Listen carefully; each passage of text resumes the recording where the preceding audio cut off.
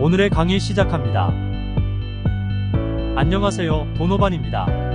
오늘은 지난 시간에 이어 배당 그 두 번째 시간으로, 지난 시간은 배당의 원칙에 대해 공부하였고 오늘은 배당의 순서에 대해 공부하겠습니다. 경매로 넘어온 물건은 부동산의 가치보다 채권 금액이 많은 경우가 대부분이라서 배당 순서에서 밀리면 배당을 받을 수 없는 경우가 많습니다.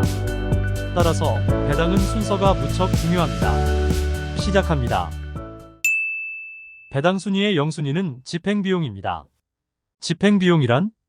경매를 집행하기 위해서는 여러 가지 비용이 발생합니다. 우선 경매 신청 수수료, 등기부에 기재하여야 하니 등기수수료, 등록세, 교육세, 목적 부동산의 가치를 평가하기 위한 감정평가료, 현 상황을 살펴보기 위한 현황조사료, 경매 진행을 알려야 하므로 신문공고료, 이해관계인에게 알려야 하니 송달료, 그리고 경매 집행을 위한 법원의 수수료 등이 필요합니다. 이를 경매 신청자가 미리 예납하여야만 경매를 진행할 수 있습니다. 이 집행비용을 경매 완료 후 배당 시 배당재단에서 가장 먼저 집행비용을 경매 신청자에게 지급하고 나머지로 배당을 진행한다고 보시면 됩니다. 그러나 경매 비용을 모든 경우 돌려받는 것은 아닙니다. 아무리 영순이라도 배당할 금액이 있어야 돌려받을 수 있겠지요. 경매를 진행하였는데 배당금이 없는 경우란 어떤 경우일까요? 집행 도중 경매가 취소되는 경우입니다. 취소되는 원인으로는 경매를 취하하는 경우, 그리고 무잉여로 경매가 취소되는 경우입니다. 경매 취하는 경매 신청자가 하는 것으로 취하하는 대표적인 경우가 채무자가 채권액을 갚겠다고 하며 취하를 요청하는 경우이므로 이때 채권액에 예납한 집행비용도 함께 청구하시면 됩니다. 조심하여야 할 것이 무잉여입니다. 무잉여에 관하여는 이전 강의를 참조하시기 바랍니다. 돈을 받기 위해 집행비용을 예납하면서 경매를 신청하였는데 정작 본인에게 배당금이 나오지 않아 경매가 취소된다면 받을 돈도 못 받고 추가 비용만 지불하는 어처구니 없는 꼴이 됩니다.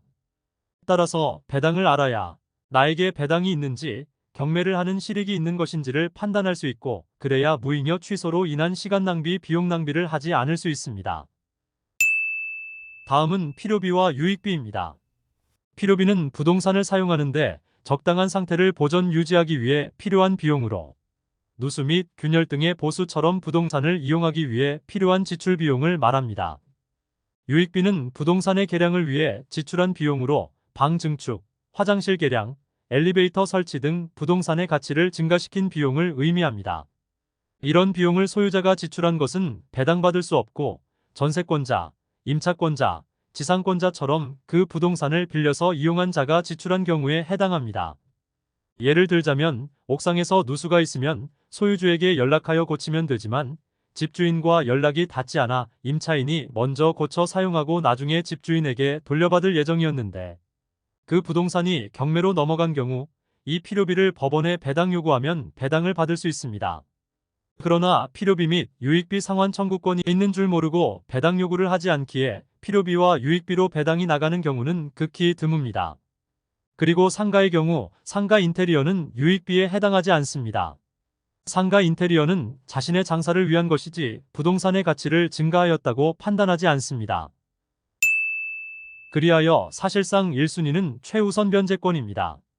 최우선 변제권으로는 임대차보호법의 소액임차인과 최우선 변제의 임금채권이 있습니다.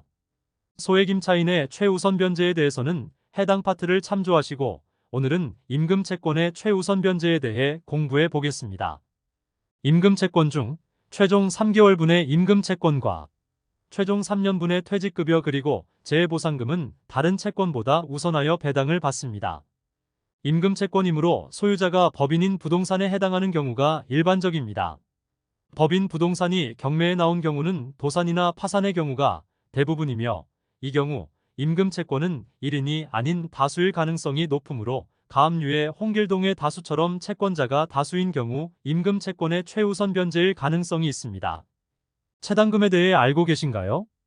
채당금이란 회사의 도산으로 인하여 임금, 휴업수당 및 퇴직금을 지급받지 못하고 퇴사한 근로자에게 국가가 사업주를 대신하여 임금채권보장기금에서 지급하는 최종 3개월분의 임금과 최종 3년분의 퇴직금을 말합니다.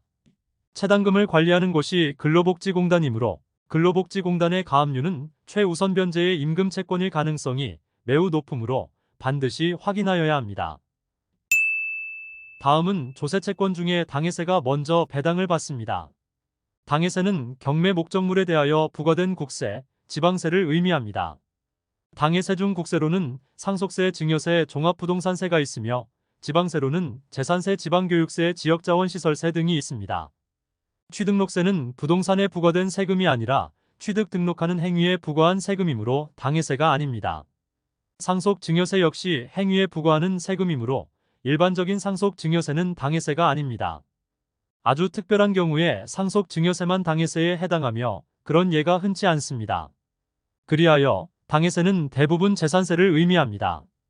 특별 순위가 있는 이들 채권들을 제외한 나머지 채권들, 즉 가압류채권, 담보부채권, 조세채권, 공과금채권, 임금채권, 일반채권 등은 순위배당, 안분배당, 흡수배당의 원칙에 따라 배당하면 됩니다. 이에 대해서는 배당 연습을 통해 따로 공부하겠습니다. 기초가 부실한 고수는 없습니다.